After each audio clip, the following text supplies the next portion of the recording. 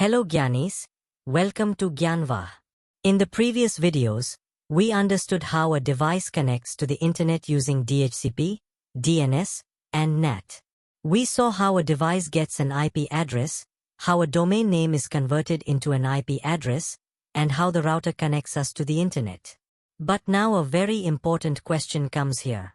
Once the data reaches your device, how does it know which application should receive it? Because in your system, multiple applications are running at the same time. Like your browser, your email, maybe a file transfer application and many others as well. So how does the system decide where the data should go? This is where ports and port numbers come into play. So let's understand this step by step.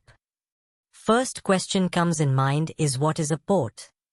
Theoretically, you can say a port is a logical communication endpoint inside a device. And in simple terms, an IP address identifies the device, and a port number identifies the application running on that device. Let's understand with an example. 192.168.1.10:80.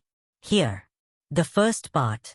192.168.1.10 is the IP address, which identifies the device. And the second part after colon, which is 80, is the port number, which identifies the application. So when data comes to this IP address on port 80, it means the data is meant for the web application or browser because 80 port number is reserved for web application or browser. Now you understood what is port. Next question is why even the ports are needed. You know that a single computer can run multiple applications at the same time. For example, you are browsing a website. At the same time, your email is open. And maybe some background services are also running. All these applications need network communication. If ports were not there, your system would not be able to understand which application should receive the incoming data. Right. So ports help the operating system route the data to the correct application. Again, let's understand this with a simple real-life example. Think of your device like a building. The IP address is the building address, and the port number is the room number inside that building. So when your parcel of data arrives, it first reaches the building by using your provided address. Then it goes to the correct room inside that building by using room number. So in this scenario, building address is nothing but your device's IP address, and the room number refers to the port number of the application running in that particular device. This is how the system knows exactly where the data should go. Now let's look at some common port numbers.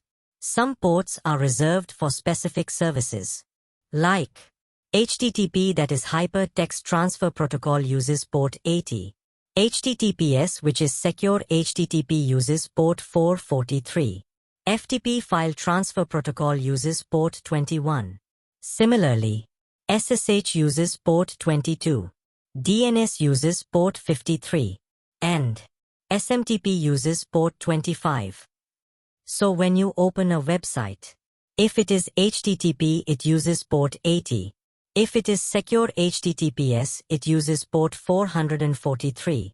That's why you sometimes see https://example.com.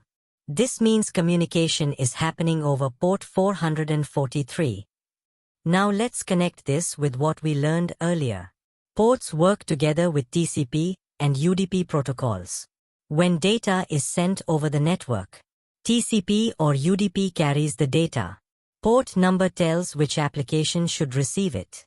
So both work together to ensure that the data reaches the correct application without confusion.